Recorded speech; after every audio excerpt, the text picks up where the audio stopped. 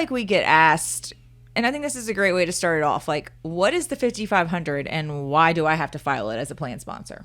So the 5500 is basically a tax return for the 401k plan. It summarizes the financial activity that happened inside the 401k plan for the year.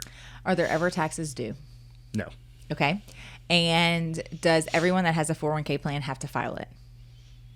That's kind of a loaded question. I thought it was a great question. It's pretty good. It's a good question. So if you are a solo K, so if you're an owner-only plan, you don't have any employees, if you have a 401k plan and your assets are less than $250,000, you don't have to file it until either you terminate the plan or the assets in the year, starting in the year the assets reach above $250,000. Right.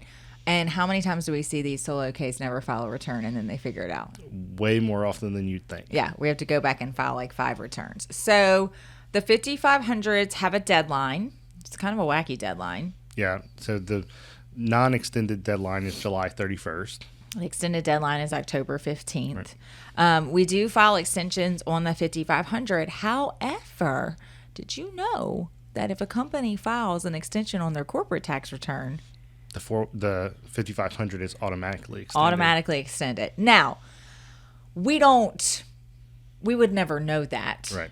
Especially if we're not doing their tax work and we don't have an actual copy of the tax extension. And I don't necessarily know if I have the confidence in the Department of Labor and IRS to check that right before they send a late filing notice. And it's a different checkbox that you have to mark on the 5500. Yeah. So it's a lot easier if we just extend it. That way we know it's done and it's taken care of. And if there's ever any sort of question about it, then we come back and we, here's the extension, here's when it was received.